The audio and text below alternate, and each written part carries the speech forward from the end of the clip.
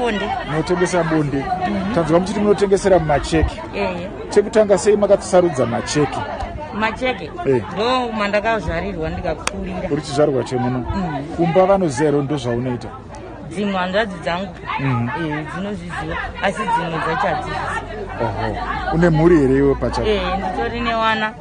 Wekutanga ane 21, wechi2 ane 18, wechi3 ane 8. Wakamboroorwa here? Ndakatombororwa.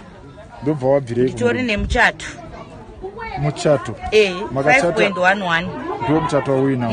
Saka makaudamburisa here muchato usati? Hatisati. Nokuti baba wacho hawapo, wakatiza kuenda kuSouth. Ndokwavari. Imimi panapa tanzwa uchiti basa iri munorigona chaizvo. Munoona sei kuti basa rekutengesa mwiri rebonde munorigona? Munozviyera sei? Mune chikero chamunoshandisa here kuti muzozviti munozvigona? Munogona noti ndotora mari. Unotora mari. Mudunhu rino reMashonaland East munove ndio mune Macheke. Mungazvisepe chingani kana muine kumwe kwamunoziva kuti tunoisa panumber 2. Panumber 2? Panotoone vari panumber 1. Musami.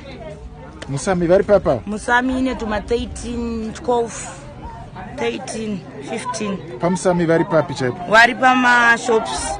Handi pamashops epamusami, pacross, pabhora. Pacross apo? Pamusami.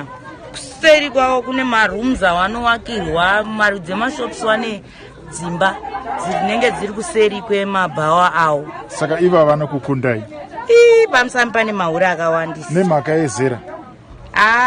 Zera varume vazhinji mazuva ano vakuteera zera because vakuziva kuti ndikaenda kune munhu mukuru akuziva zvari. Kuno vakauya ive kwamusami munonzwa sei? Vanombouya here kuno kuMacheke? Vanotouya, tinotovagamuchira nokuti tingori nhunzi dzakasangana padhodhi.